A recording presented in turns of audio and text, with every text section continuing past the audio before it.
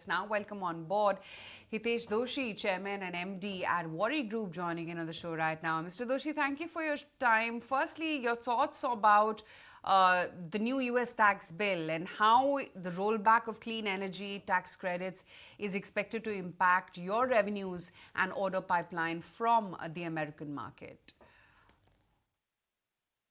It is a part of the Trump's agenda, which he was been speaking for a long time.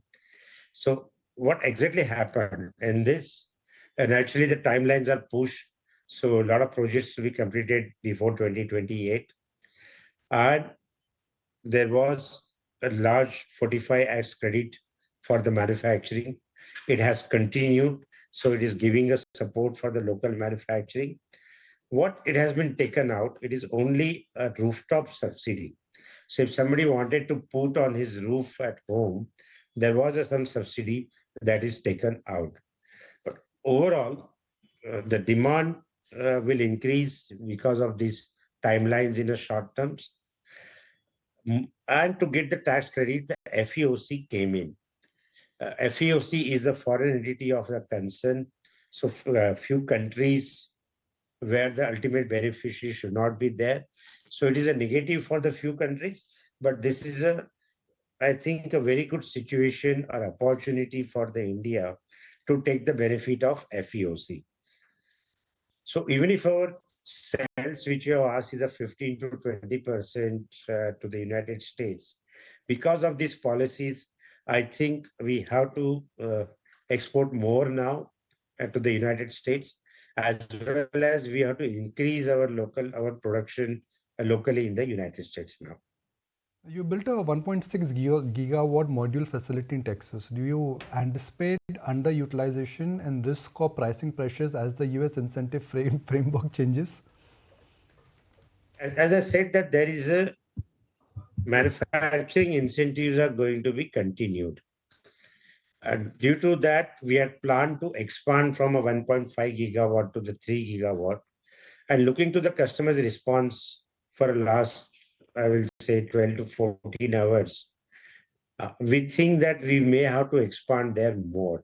So there is no question of underutilization. Probably we have to continue to expand based on the customer's orders in very near future.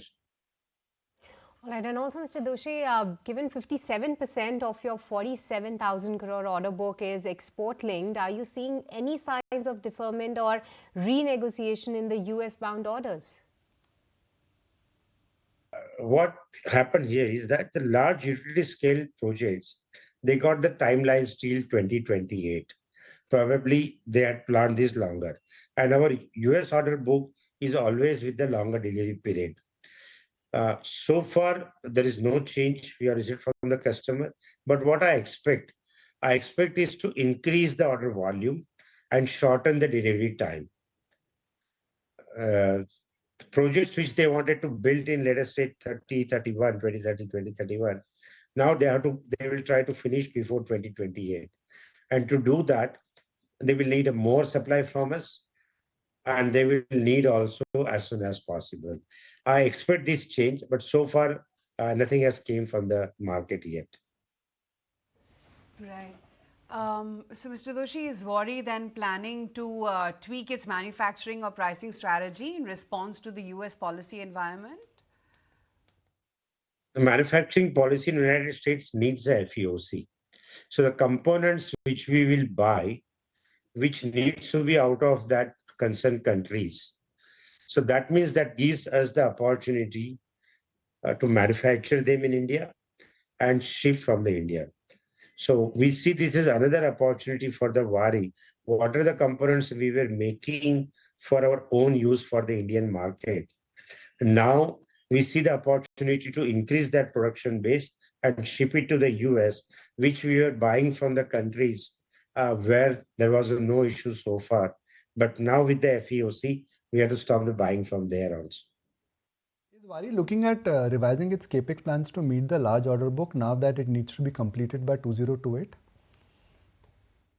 At Waaree, we, like you spoke about the order book, so we have a confirm a large order book. So we have to expand to meet and supply these orders. So we cannot stop the expansion as we have already committed to the customers, and this order book is also growing. So we have to keep on growing in the expansion and the capex. As we have already approved in the board and declared, we are increasing our US manufacturing capacity to double. In India also, at various times we have declared in the last 2 months how we are increasing our Indian capacity also. And altogether, how we will reach to 26 plus gigawatt uh, in this calendar year. So this journey will continue. We don't see that it is going to stop somewhere because of this bill or any changes at this moment.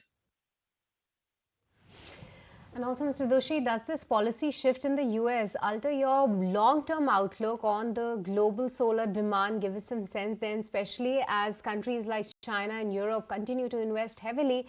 How do you see the outlook? Let us understand the solar. Solar energy is the cheapest energy today.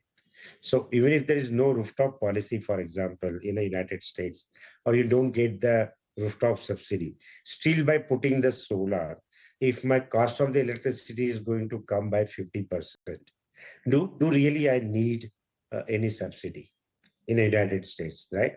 I don't need it. There will be some psychological impact for a few months, but in general, anybody wants to use the solar energy or anybody wants to reduce the cost of the power, this is the best, safest, and fastest solution. Now we go to the larger scale. Again, on a larger scale, that's demand for the energy is growing across the globe. And when you need more energy, more electricity, solar is there, which is the cheapest, fastest, and safest. Till we have some any other technologies which will beat these things, I don't think there will be any impact. As long as the energy demand is growing, we need more and more power, then we will need more and more solar energy. All right, Mr. Doshi, with this, we let you go on that note. Thank you so much for taking the time out and speaking with us. If you like this video, then like, share and subscribe to ET Now.